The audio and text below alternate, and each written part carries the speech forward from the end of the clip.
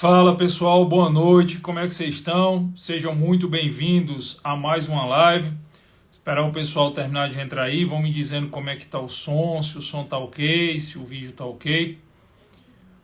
A Fraia tá entrando aqui, boa noite Fraia, o professor Paulo Sumariva tá entrando aqui, boa noite Paulo. Eu só vou dar mais uns 30 segundinhos aí para vocês me falarem se tá tudo ok o som, porque depois eu vou tirar os comentários. E aí eu vou explicar um pouco algumas dúvidas que surgiram ao longo do dia de hoje, eu fiz uma postagem mais cedo e surgiram algumas dúvidas acerca da portaria 299 do Ministério da Justiça. Tá? O tema hoje, o tema dessa live é a portaria 299 do Ministério da Justiça. Então tá todo mundo dizendo que tá ok, Thaís Lida tá dizendo que tá tudo ok. O professor Paulo Furtado acabou de entrar aqui, um abraço, Paulinho. Pois bem, então a galera está dizendo que está ok, eu vou tirar os comentários, até porque eu posso ser punido por algum comentário que vocês postem aí, o Instagram, o algoritmo pode punir, então eu vou tirar os comentários, tá certo? Deixa eu tirar aqui os comentários. Perfeito. Como talvez nem todo mundo esteja habitualizado com o tema que eu vou tratar, eu preciso dar uma explicação. Existem algumas palavras e existem algumas referências que eu não posso falar aqui durante a transmissão sob pena de punição da própria plataforma. Normalmente quando eu faço lives tratando desse tema, só pelo fato de eu fazer a live, o algoritmo do Instagram já me pune. E se eu falar ou escrever certas palavras, além de eu ser punido, eu posso perder. Já aconteceu de eu passar um mês sem poder fazer live aqui por causa do uso de certas expressões. Então, por óbvio, eu vou usar expressões como objetos, como artefatos, enfim. E é óbvio que quem sabe do que se trata a portaria 299, que é uma portaria que se aplica diretamente aos CACs, sabe que eu não posso falar as expressões que estão previstas na lei, por mais absurdo que isso possa parecer. Então eu vou substituí-las por expressões equivalentes, tá certo?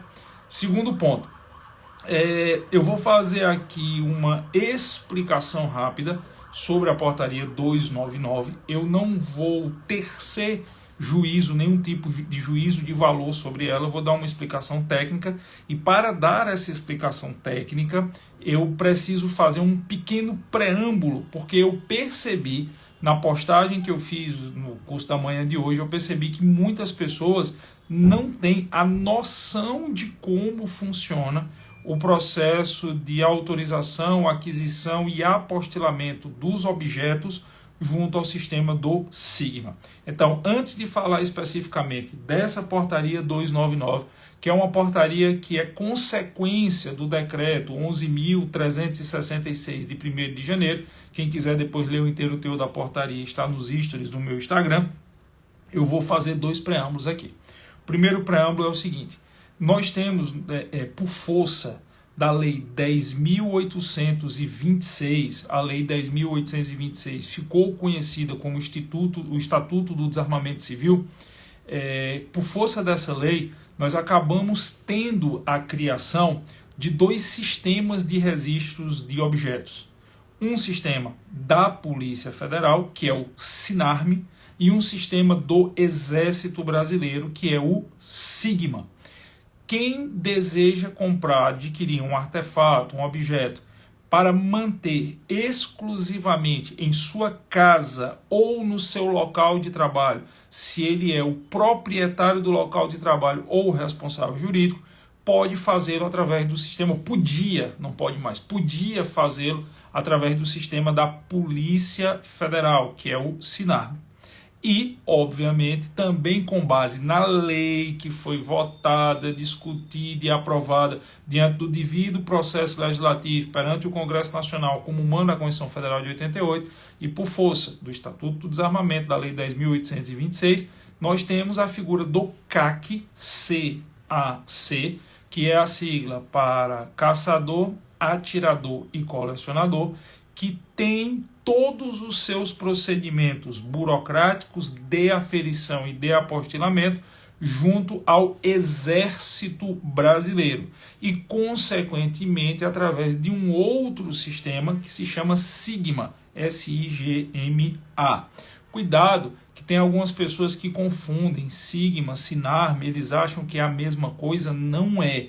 O sistema que é destinado a toda a parte burocrática de registro, de fiscalização e de aferição, no que diz respeito aos CACs, ele é, por força de lei, um sistema privativo do Exército Brasileiro, que não se confunde com o sistema do Sinarme. O sistema do Sinarme, o sistema da Polícia Federal, é outra coisa, tem uma outra finalidade.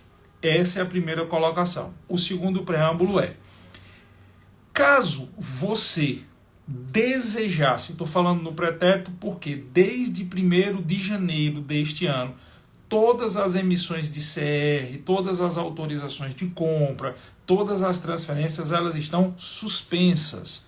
E eu tenho uma percepção que essa suspensão vai se estender por longos meses, quiçá por anos até. Mas como eu disse, eu não vou tecer juízo de valor a esse respeito. Então, até dia 31 de dezembro do ano passado, pegando só uma data de corte, se o indivíduo desejasse adquirir um objeto, um artefato, através do sistema do Exército Brasileiro, e ele desejasse se tornar CAC, ele tinha um procedimento a seguir.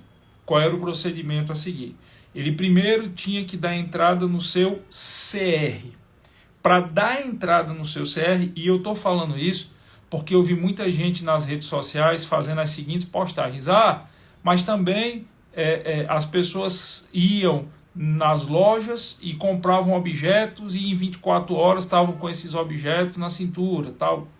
Informações assim que são baseadas em um desconhecimento completo e total de como funciona a legislação pertinente a esses objetos. Então, se você desejar se tornar CAC, a primeira coisa que você teria que fazer, pretérito, porque está tudo suspenso, era iniciar o procedimento para a retirada do seu CR, do seu certificado de registro. Esse procedimento passa por uma avaliação documental, que para mim é a que é mais exigente de todas as avaliações documentais que o cidadão pode ser submetido. Pra vocês terem uma ideia, se ele tiver um inquérito policial em andamento contra ele, ele não tira o CR. Você tem que juntar certidão negativa de tudo. Eu só precisei, na minha vida toda, de uma certidão negativa de crimes junto à Justiça Eleitoral, quando eu fui dar entrada no meu CR e as posteriores renovações. Eu nunca precisei, para nenhuma outra coisa na minha vida, uma certidão negativa de não ocorrência de crime na Justiça Eleitoral, para você ver como o nível de exigência já era extremamente alto. Então o cidadão tem que juntar todas as documentações, ele tem que comprovar a fonte de renda lícita, ele não pode ter ação penal, ele não pode ter inquérito, ele tem que ser literalmente zerado de qualquer processo, qualquer inquérito, qualquer procedimento. Ele não podia ter nenhuma mácula administrativa e ou jurisdicional em seu desfavor, sob pena do processo parar no início. Superado essa fase documental, pago todas as taxas, o indivíduo passava por uma avaliação psicológica, psicólogos credenciados pela Polícia Federal. Você não podia ir no que você quisesse. Você informava a sua cidade, existia uma indicação feita pela própria Polícia Federal dos psicólogos que eram credenciados, que são os mesmos psicólogos que fazem avaliação, por exemplo, para autorizar alguém a ser vigilante de empresa de transporte de valores, dentre outros, e trabalhar com segurança armada, dentre outros. Depois dessa avaliação psicológica, em sendo aprovado na avaliação psicológica, você teria que fazer uma prova escrita e uma prova prática. Superado tudo isso, toda essa documentação era encaminhada à região militar, a qual o indivíduo estava subordinado. E a subordinação à região militar está vinculado ao CEP, aonde esses artefatos ficarão guardados. Então, eu resido na cidade do Recife. Consequentemente, eu estou subordinado à circunscrição do 7º RM, da 7ª Região Militar. Minha documentação, depois de tudo isso, era encaminhada à 7ª RM. Se você mora na área da 1ª Região Militar, da 2ª, da 3ª, enfim, manda para a sua região militar. E aí aguardava-se um prazo que variava de região para região. Quando esse CR saía rápido, ele saía com 3 meses. Em média, eu vi CRs que demoravam de 9 a 12 meses para ser liberado. Um ano depois de você dar entrada em toda a documentação e demonstrar toda a perícia necessária, ser aprovado no teste prático, você recebia seu CR. Após estar de posse do seu CR, você procurava um lojista, negociava o valor do objeto, do artefato, pagava 100%, normalmente se paga 100%, alguns poucos recebem 20%, mas o normal é você pagar 100%, aquele artefato ficava reservado. Você dava entrada no Exército Brasileiro com um pedido de autorização de compra. Você informava para o Exército, olha, o meu CR é esse, o CR do lojista é esse, e eu quero adquirir esse artefato. A numeração do artefato é essa, o calibre do artefato é esse, e você encaminhava todo esse pedido para o Exército Brasileiro.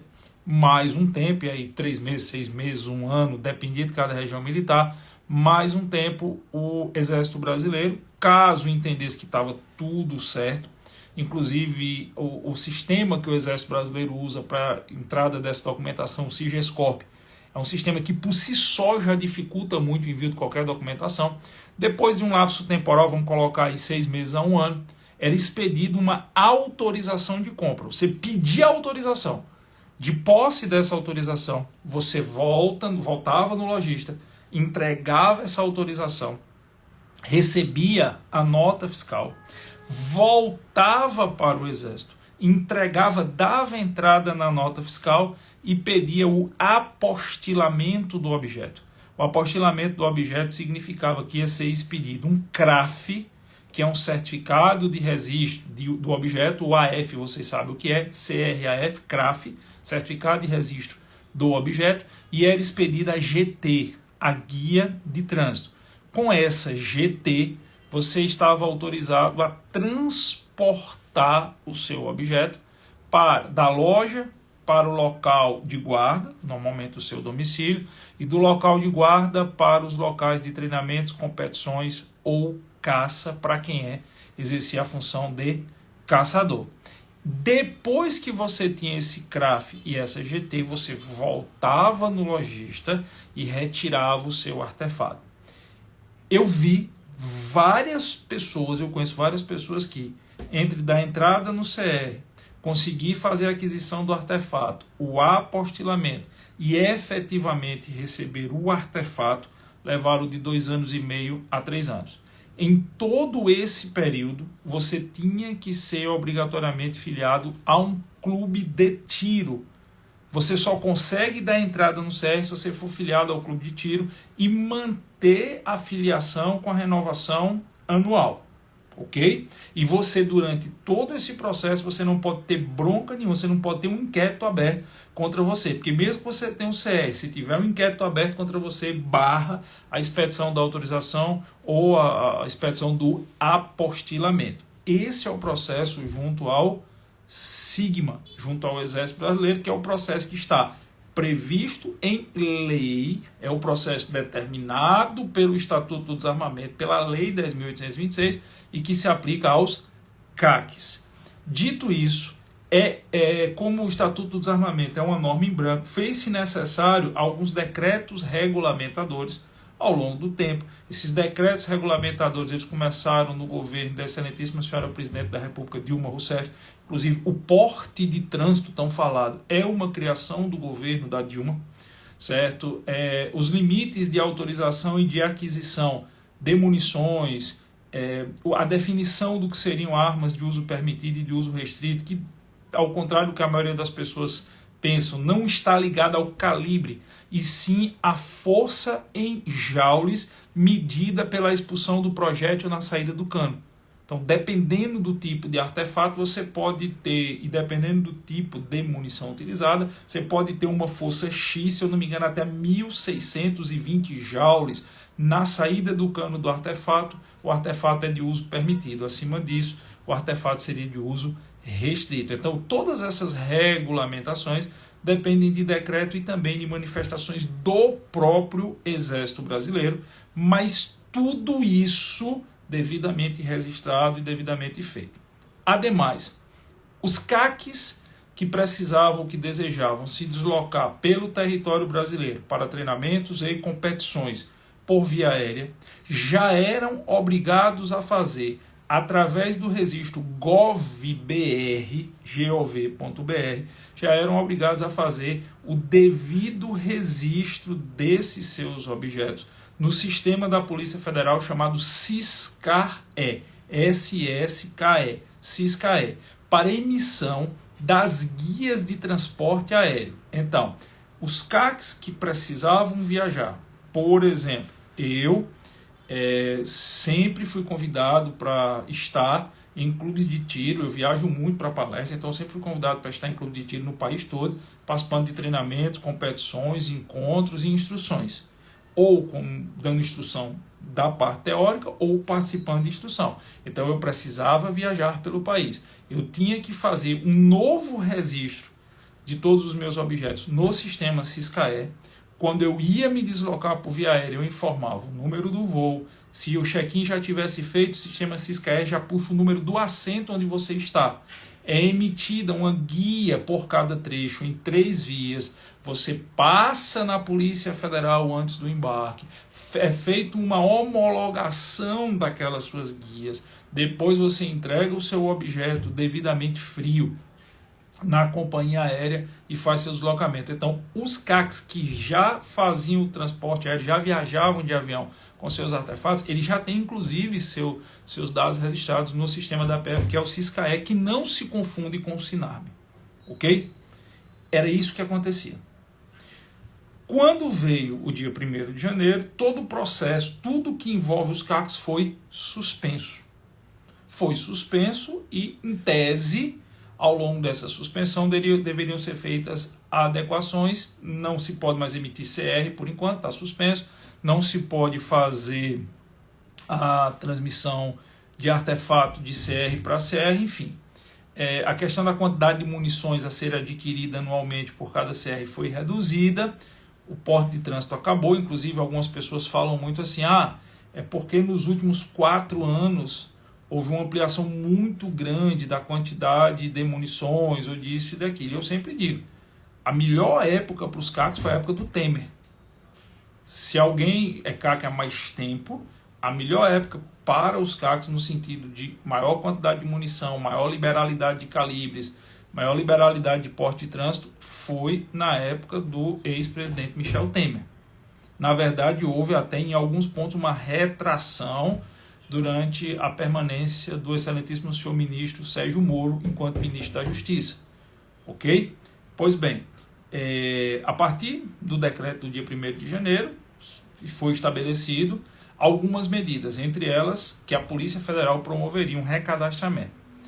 Por que é que eu entendo que essa portaria é uma portaria respeitosamente inconstitucional? Porque ela estabelece uma obrigação que não está prevista em lei. Existe, dentro da pirâmide de Hans Kelsen, uma hierarquia das normas jurídicas, onde lex superior derroga priori, lex superior derroga a lei inferior. Eu tenho uma lei de hierarquia maior, lei em sentido lato, não em sentido estrito. Eu tenho uma norma de maior hierarquia, quando em conflito com uma norma de menor hierarquia, prevalece a norma de maior hierarquia. Então, se eu tenho uma premissa constitucional em conflito com uma lei ordinária, vale o que está na Constituição. Se eu tenho uma lei ordinária em conflito com uma portaria ou um decreto, vale o que está na lei ordinária. Se eu tenho um conflito entre 2 leis ordinárias, vale ou se soluciona esse chamado conflito aparente de normas através da aplicação do princípio da especialidade e da especificidade, a que for mais específica para tratar o tema.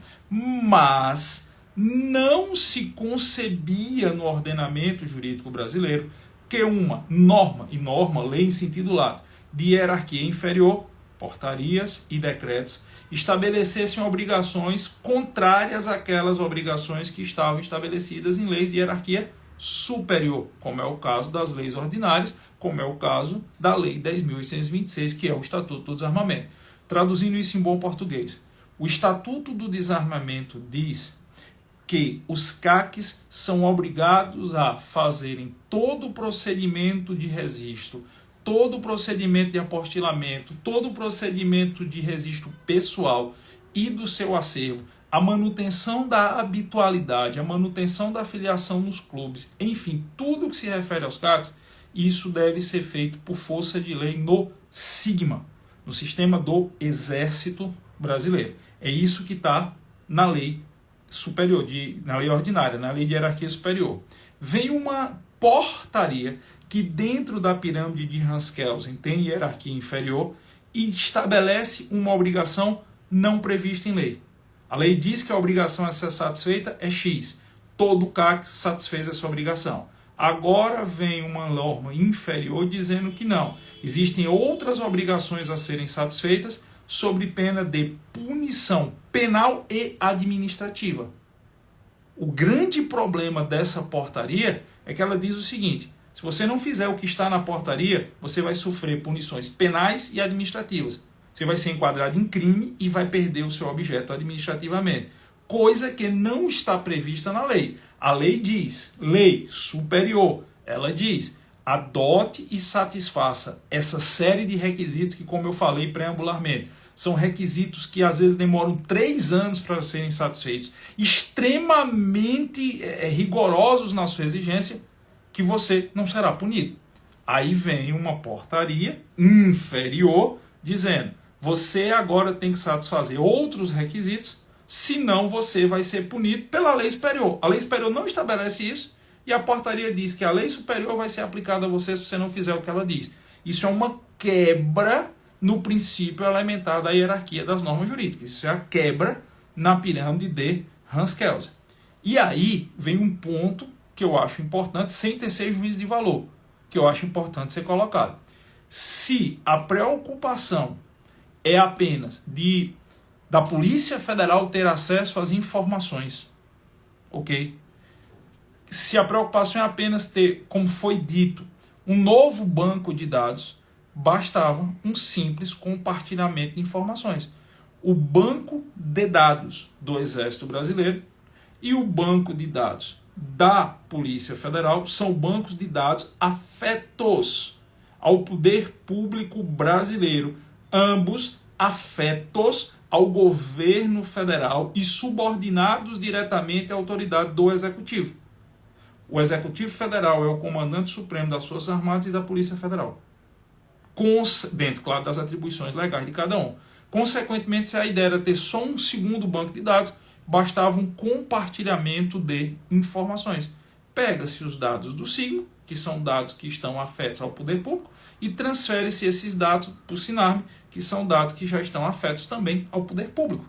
Fora que muitos desses dados já constam na Polícia Federal por causa do sistema SIS-CAE. Então não me parece que o objetivo seja, respeitosamente, um simples compartilhamento de dados. Isso não me parece ser o objetivo. Eu não vou tecer, eu tenho a minha opinião de qual é o objetivo disso, mas como eu disse, a live não se objetiva a tecer opiniões de cunho pessoal, apenas análise de cunho técnico jurídico.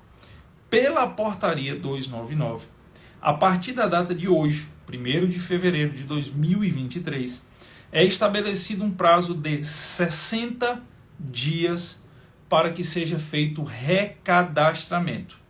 Inclusive, o recadastramento de armas, de objetos de uso permitido, dos CACs, é um recadastramento eletrônico.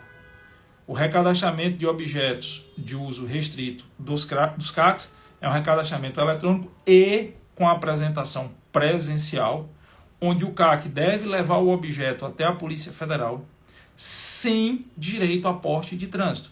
Ele tem que levar um objeto extremamente visado pela marginalidade, que é a marginalidade.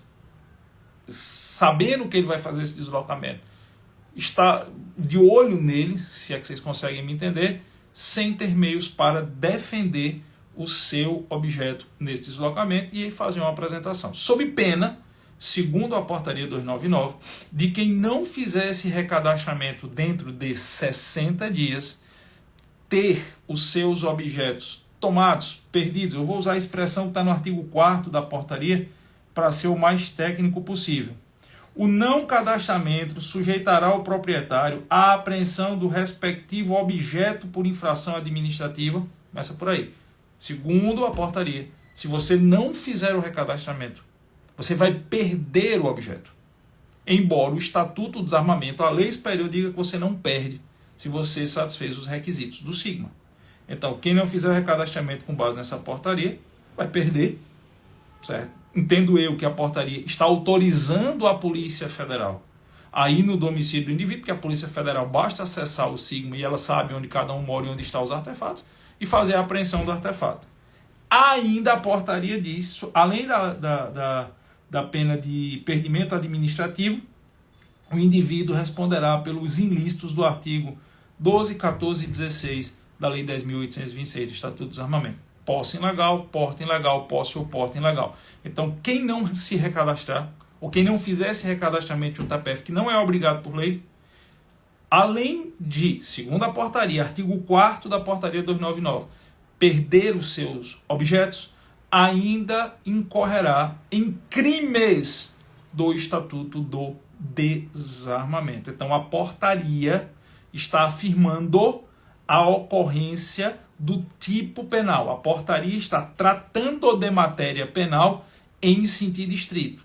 Eu não lembro de uma portaria na história do Brasil que envolvesse questões penais estabelecer que o não cumprimento de um requisito administrativo caracterizaria prática de crime previsto em uma outra lei que diz o contrário da portaria. Eu não lembro, certo? Pode ser que tenha, mas eu não lembro. Mas basicamente o que a portaria diz é isso: quem não fizer esse cadastramento, ou um recadastramento em outro órgão, porque cadastrado já está, quem não fizer esse cadastramento vai incorrer em crime do Estatuto do Desarmamento, além de perdimento, certo? Eu também tenho minha opinião pessoal sobre qual o real objetivo disso. Acho que a intenção não é que haja o recadastramento em si, certo? Acho que a intenção não é essa, acho que a intenção, enfim. Mas eu não vou externar minha opinião pessoal. Eu venho dizendo, coloquei publicamente nas redes sociais já, que nós vivemos tempos onde infelizmente não se é mais possível externar a opinião pessoal, sobre pena de punições, sobre pena de bloqueios da própria rede social, enfim, de uma série de medidas sobre as quais as pessoas não têm como recorrer. É porque quando você é punido e você tem meios de recorrer e mostrar que você está fazendo o que a lei permite, tudo bem, mas quando você é punido, você não tem a quem recorrer ou como recorrer, então não tem o que fazer, certo? Não tem muito o que fazer.